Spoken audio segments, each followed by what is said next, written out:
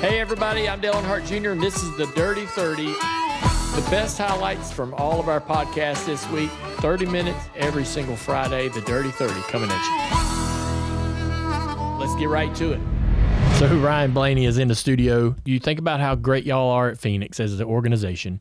You look at New Hampshire as a track that could be somewhat, similar. And so if you do whatever you're doing at Phoenix that's working, should maybe work there as well at Loudon. But then also the 22 is able to do the tire test, and it is a little bit of a different tire. But how much of the test versus just being already good at that racetrack? What's the balance or the ratio there? I thought the test was really helpful to us. Those guys went up there and had a great test, I guess. And you never know what you're going to end up with tire-wise, right? You're running through like 5 or 6 different compounds of tire up there, but they thought that they found something just overall in general that kind of worked with a lot of the compounds that they were doing, and luckily it was able to apply. So those tracks have kind of always been a strength of ours, but I think having that tire test was beneficial. I think that tire is better for us, like something that has more fall off. I feel like our cars always run a little bit better. Because we can manage our stuff a little bit more. So yeah, just you got to take advantage of tests, and that 22 team did a great job of doing that. Maybe you can explain this as well. It's a fun conversation in the sport, how Joey Logano, right, will have a relatively quiet regular season, pop off some wins, but for the most part, a lot of times kind of just disappears some races. Doesn't make a ton of noise, but man, when the playoffs come, y'all get better. Are you as kind of impressed by what Joey can do, what his team can do, as the rest of us? Or are you see it inside and internally, and it's not a big surprise to you? It's not a big surprise to me anymore. Yeah.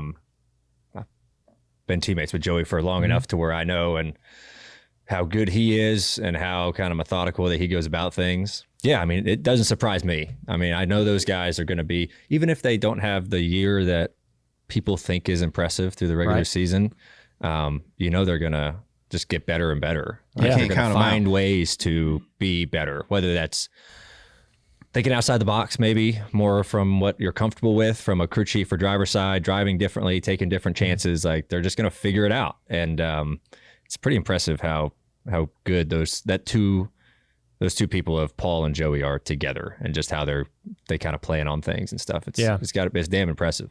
It is. It's frustrating as a person in my role, because we try to predict, or we try to guess, or we try to think we know what's going to happen, or who's going to advance, and who's and who the favorite might be, and he spoils all of our ideas. Well, not anymore. We're having to put him in there now. We can't. Yeah. It blows my mind, honestly, of people who like the outside world that doubts that duo of like, no, just write them off. Like, no, they're going to be there and they're going to be really, really good. It's just, that's a very talented team, and it starts with those two guys for sure. In your organization, y'all have went into the finals and raced each other in the finals at Phoenix, nose to tail. And so how far into this process does the working together continue? Yeah. At what point, maybe it's already, you already have that confidence and you're kind of looking across the table at the comp meeting going, it's you and me, bud. I guess I'll put it into perspective for you of like, I think our team, all the Team Penske and the Wood Brothers, we work better than anybody else together. Like any other team, I feel like our communication line from the drivers, engineers, crew chiefs is 10 times better than everybody else. And I can just speak on that just because I got buddies in other teams and we kind of compare, and it's like, well, I feel like we do a little bit more. But a great example is Joey and I raced for the championship last year at Phoenix. Same comp meetings, same discussions. How are we both going to be better? Like nothing changed. That's your competition, but we're trying to figure out how do we run 1-2 in this deal. Roger doesn't care who runs first or second. He just wants to run first and second. And that's just how it's always been. And I think that's the expectation that Roger's always put on us is if we have one car or two car or three cars in this deal, like we're going to try our best to all finish 1, 2, 3 or something like that. Yeah. And that's just the way it operates over there. And that all comes from Roger. And I'd say the racing around each other, there's never there's no team orders ever. The only thing that Roger has ever said is just don't wreck each other, like trying to win the race, that. right? Yeah. Like He doesn't don't like be that. foolish and be running 1, 2 and wreck each other out of first and second. Yeah. He has an expectation. Race as hard as you want. Yeah. Like have at it. I don't care who runs first or second, but please just do not wreck each other doing it, because then we look like a bunch of fools. You talk about not wrecking teammates. We saw just that very thing happen this past weekend with Denny and Ty. And I think everybody understands the common sense approach to this. But it's still fascinating, I think, to see it play out in front of everybody on such a big stage. Yeah. I wonder what that meeting was like. Yeah. Yeah. Well, imagine it might be happening right this minute for all we know, but that's a tough situation, I think, to try to help Ty understand, what would have been the better choice to make in that situation. Yeah. That's tough. I feel like, the guys who are not, just in general, the guys who are not part of the playoffs, I feel like they genuinely will be more respectful to guys that are in it in certain situations. Some situations, race hard. I get it. Like we're coming down to a finish or something like that. Like, yeah, I fully expect to get raced hard. When it's your teammate and he's not in it and you guys are in it, that's a little bit different to me. Should be even easier. It should be way easier. Yeah. But I mean, I don't know what all is going on there. I don't know the relationship with that. And, why Ty decided to run him super hard like he did. He and Bell, Hamlin and Bell. And, I don't know. I don't think that would happen in our camp. Hey guys, welcome to Actions Detrimental post Loud, New Hampshire. Early in stage 2 between you and the 54, what happened there? We were racing really too hard, and what in my mind was entirely too hard. And I know this is going to trigger some people about racing hard. When you're racing a teammate, A, a teammate, and B, a teammate with nothing to gain. Like I agree that everyone should race to win the race. However, we're not racing to win the race. We're racing at the time for 11th place. We're battling the 20, the 19. We're all battling and scratching and clawing to try to get some stage points, which is going to be life or death for us. It's our air that we need to move on. I felt as though, a little bit wronged in the sense of, my teammate out of the playoffs should not be the hardest car on the track to pass. I mean, for God's sakes, Ross Chastain let me by. If there's anyone that probably, he's on the cut line. But even in the first stage, like I pressured him. And he's like, well, Heath, more than likely what he thought was that, well, I'm not going to hold him up for this entire 60-lap run. I might as well just get back in line, try to keep it from someone else joining this party and passing me along with you. And so it's just, this is the racecraft that I feel like is missing that understanding the situation. And certainly I felt as though this thing is hard enough to win anyway.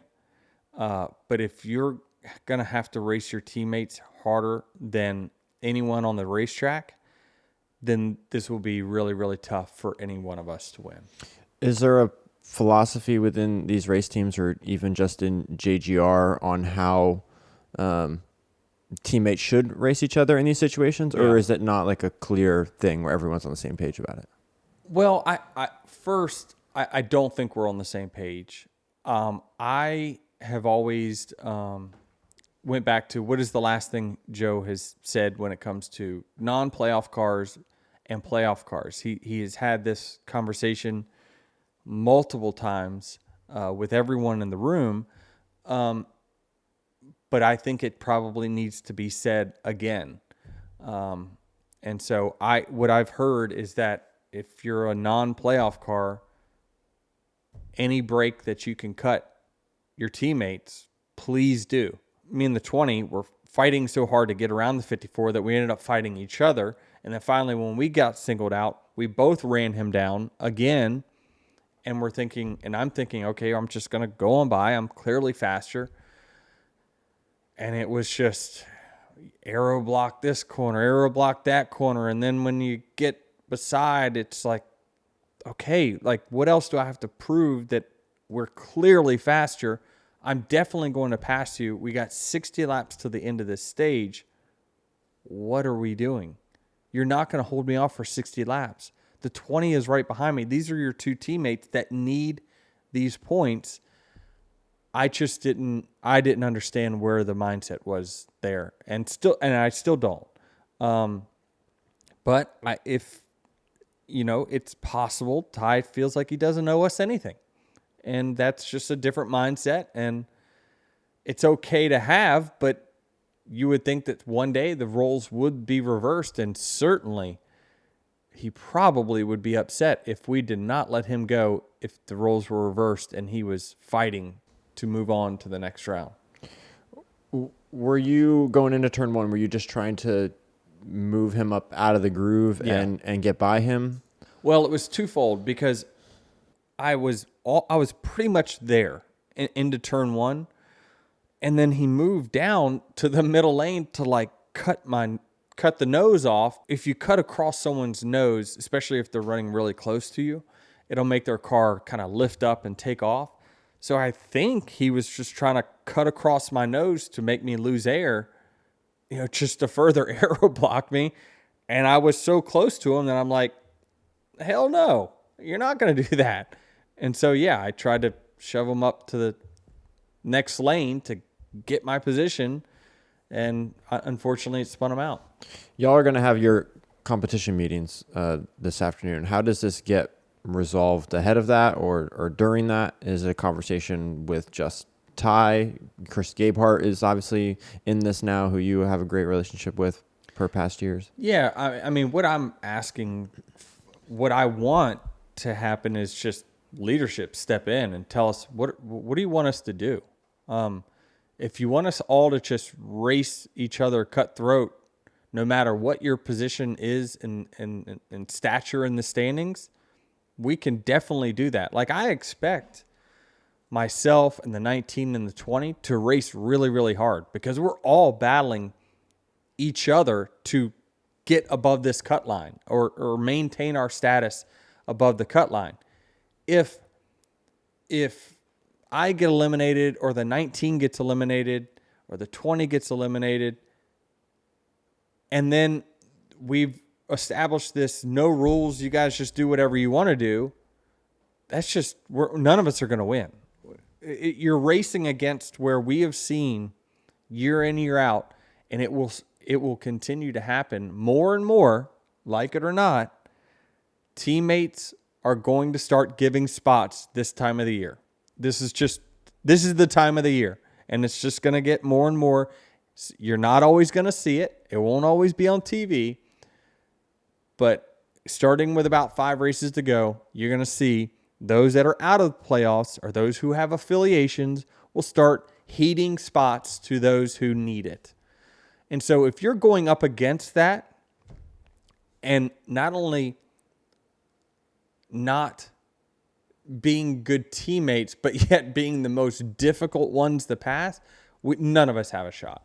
We might as well just hang this thing up, because it's too difficult to win naturally, much less if we're going to have everyone just races for themselves, and it doesn't matter, whether you're racing for a championship or not. And which, from my standpoint, I would think that, Ty would want one of us to win a championship. It's his name's on the building. You said that you wanted them to, the higher ups, to handle this, but Joe said this is the drivers.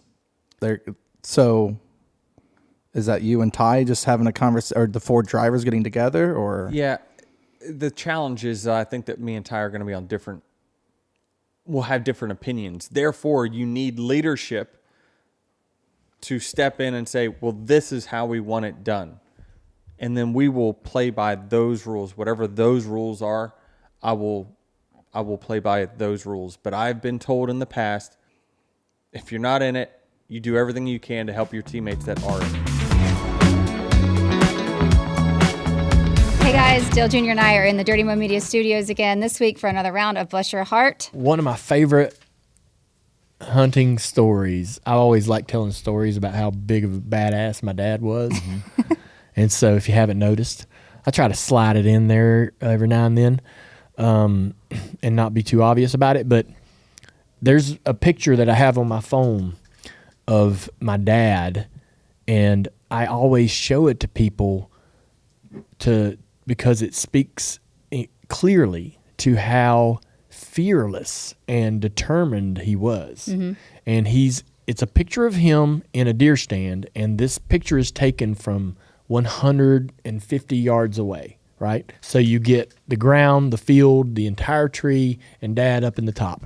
And he is literally 50 feet, 40 feet in the air, like twice the height that you truly needed to be, certainly too high to bow hunt. He would have to screw the pegs into the tree individually and climb this tree, screwing in one peg at a time. As he climbed up. With the stand, and then he would have to mount the stand up at this tree 50 foot into the air, right? He's got the bag of pegs, he's climbing up the tree, climbs up the tree, and then maybe he goes down and gets to the stand, takes the stand back up there. But this picture is just really speaks to just his crazy. The first time I went hunting with Dad, I don't remember climbing the stand, but I remember we were in a chain up, and the bottom of the chain up is about twice the size of the seat I'm sitting on. Okay. Like And it's just like a grate, right? It's a grate. And it kind of spreads out. If you sit on it and put your feet down, your toes are at the edge of the grate. And it was cold as hell and early in the morning, and I balled up. I was 6. I balled up under his legs, under his seat. This story makes me and laid so uncomfortable. I can't believe this. On this laid on this thing and slept. Yeah, under his legs. Under his legs. You know, we hunted in the morning. We got out of the tree stand at 11 o'clock and went on about our day. The next time I go hunting with him, we walk up to this tree, and this is the first time I ever shot a deer. We were in Alabama. We get up to this tree, and it's a tall-ass tree. There's not a limb on it. Right at the very top, this tree split, and he had a couple 2x4s with a chain up in this tree. We get to the bottom of this stand, and I'm just going to do whatever he says, right? So we get to the bottom of the stand, and he goes, all right, you start up, and I'll go up behind you. I get going. I start climbing up. I'm like, I can barely reach the pegs. They're so spread apart. He put these pegs as far apart as possible. So he didn't have to do so many. So he didn't have to put so many in there. Yeah. But I can't get my foot to the next peg. All the way up this tree, I'm crawling up this thing, and he's having to push each foot. Insane. He's having to, because I would get my foot up, and I'd be about 6 inches or so short of the next peg, and he would push my foot from underneath to the next peg. Oh my gosh! It was terrifying. Neither one of you were tethered to anything. We had no safety harness, nothing. Like we hunt with safety harnesses now, and you don't get in a stand without one. And so, but then there was no safety harnesses, nothing.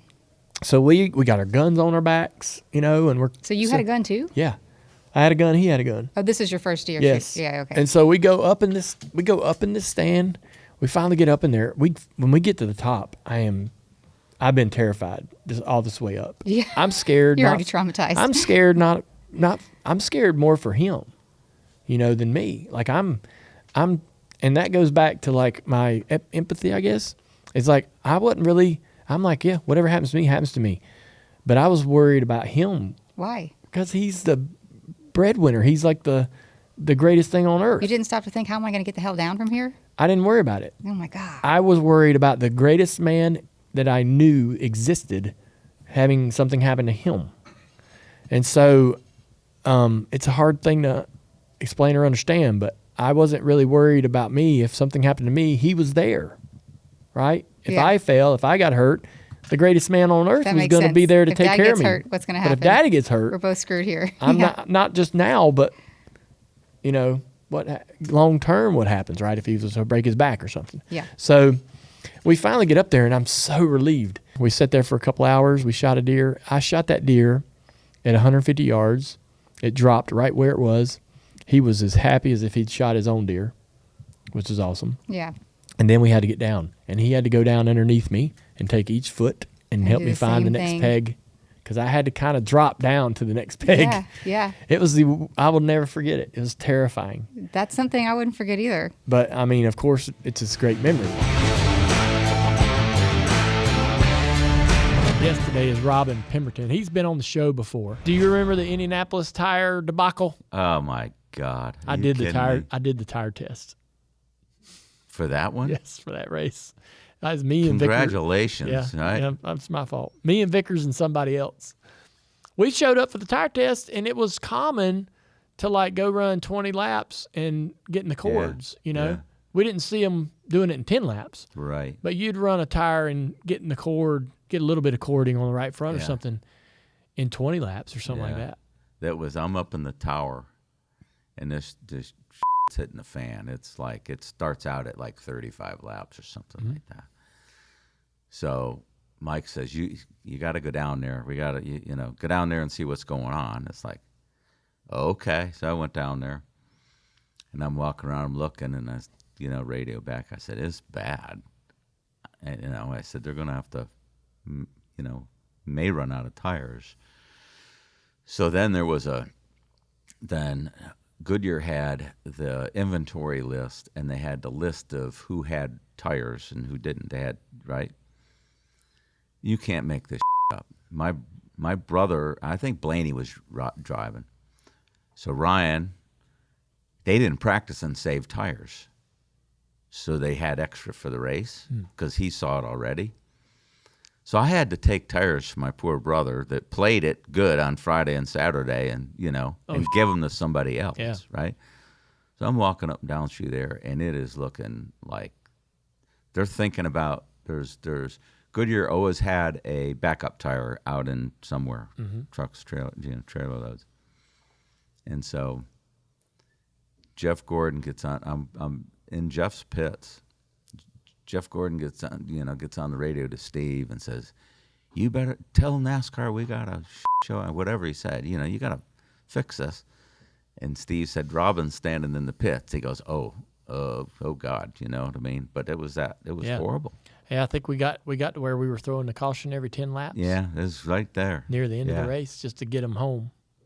You know, you got to save everybody Yeah. from themselves, Yeah. right? You weren't going to pit, No. Yeah. right? That was crazy. You would run as hard as you thought you could. If you knew somebody was going to shred a tire and tear the right rear quarter panel off, Yeah. you knew it was going to happen. You just didn't know who. You didn't want it to be you. I blew a right rear tire, I guess leading the race on lap 26. Oh, Lord. Yeah. The 2012 Daytona 500. You said in a documentary that fire teams that were trying to not extinguish the truck that was on fire, but rather the racing surface to keep it cool and keep it from burning. This is when Juan Pablo hit the Jet dryer. jet dryer. So Yeah. Juan had been in some sort of an accident or something, had a little bit of crash damage they were repairing. Trailing arm was broke. Yeah. That's when they didn't weld the trailing arms, so they would flex more. Yes. So he's going You've down the heard back. of that, I'm yes, sure. I have. He's been in an accident, and it Yeah. has now damaged a piece that was already intentionally compromised. Yes. And he's going down the back straightaway, and the rear end basically come out of the race Yeah. car and sent him into the car crash. I have that car in my race car graveyard. Oh, wow. Okay. Yeah, so I got a race car graveyard. Yeah. You know that? Yeah, I do. And basically just I need to get over there. They've just been given to Yeah. me. I've not Yeah, never yeah. bought a crash. But in this race, I remember this. We all parked on the back straightaway while you guys figure this out. So hadn't the track just been repaved? Yes. And we were on a fresh paved track. Right. And so you're trying to not only put out a fire of the truck Yeah. itself, but also save the surface of the Yeah, racetrack that's yeah. trying to melt and slide down the hill. Daryl criticized us on national TV What? for not putting out the fire. They're not shooting at the fire. I didn't give a if the truck burned to the ground. We Yeah. were trying to save the racetrack so we can run the race. Yeah, it did make it did do an impression on the surface. Yeah, and it was. Remember listening to Boyer, because we used to listen to a lot of drivers, and he said you could hear the gravel. You go across, you could hear the gravel, right? Yeah. But that was funny. So all that stuff's happening. Mike sends me down. He's like, "You got to go back there." I said, "Oh, okay." So they called. You always had to go back there. Yeah, it was good. Sometimes I needed a field trip. It wasn't fun in the tower. But so the police come and got me and run me around to the back because they had turned the lights on and everything. I'm back there. And I am telling you, it was like, it smelled like a 747 crash back there with all the fuel all over. Oh, and it God, and it rained, right? And it all laying on top. The thing that saved it is it was all laying on top of the top of the water back there. So I kept the pair of dress shoes that I had on that night. I had to get them resold because I couldn't get the smell out of the closet anyway. So I'm back there walking around and just checking and radioing back to Mike, and my cell phone rings, and it's Ryan. Your brother. Yeah. Well, him and Blaney, they're leading the race. Yeah. They're leading the race. And he says, he's like, "How you guys doing back there?" I said, "It's okay." He's like, "It's raining." I said, "I'm standing 200 yards from your car. I know it's raining." Oh, I just thought you needed to know. I said, I know. I got it. I got it. But we would do that funning around. Yeah, you know sure. what I mean? So I called Mike in the tower. I said, "Mike, it's raining back here." Yeah. How bad is it? I said, it's not too bad, but it's raining. He goes, "Okay, I know who's leading the race," and hang the phone on. So it was like, we were all out of our cars, and we were all standing on the back straightaway, and I think it was me and Biffle and a couple other people, and we were laughing, like, "Hey man, f it, we're good. Let Blaney win." yeah, And we're good. you're ready to go. You're checked out, yeah, right? And Carl Edwards walks up and he's like, "No, I'm not. I want to finish this race." And I'm like, "Of course you do." What was the night that I forget the race? Tony Stewart and Kyle Busch got into it on something, and then we called him to the hauler. Yeah, So might have been maybe Daytona. He was a night race at Daytona. race at maybe? Daytona. Yeah, Maybe. or was it Kurt? Tony and Kurt, because apparently Yeah. the rumor Kurt. was It Tony was Kurt. popped Kurt. Yeah. in so the hauler. So we're in. Mike says, "Okay, you guard Tony, and I'll take Kyle." This is Mike. Kurt. They're Kurt. Yeah. And I said, "Okay, well, so they come in and they're sitting in this, they're talking, and they're not getting very far with the conversation, and nobody's bending, right? And they're starting to lean up the seat, and they're leaning, and they stand up. So I stand, I get up, and I got Tony behind me, right? And I'm kind of keeping him away, and Mike's got Kurt up here, just a little bit. And Tony comes across with a left hand and just drills him. So now, the shiners, it's happening already, right? And we said, well, we're not getting anywhere. You guys, we're going to talk about this, whatever. So they walk out, and I turn to Mike. I said, "You didn't tell me Tony was left-handed." I'm blocking him like he's right-handed. "You didn't tell me he was left-handed." He said, "Hell, I didn't know." That's It's hilarious. like, I was like, "Oh my God." Watch Tony's left. Jesus. Oh man, Was that as bad as it ever got yeah. in the hauler? Yeah, I think so. Yeah. Yeah. Yeah, Yeah, for sure. Were you there when Kurt and Spencer were going at it at Michigan? No. Yeah. No, I think I was on the He's bottom. still I think it was working. in Ford, yeah. Yeah. Yeah, Man, that I'm was trying to think of some other the Michigan memorable and moments. at Indy, they wrecked at Indy. Well, and then he Michigan got won, wrecked. Yeah, that was the was beginning first of it. of it. Yeah. Check out Dirty Mo Media on Instagram, Facebook, X, and TikTok.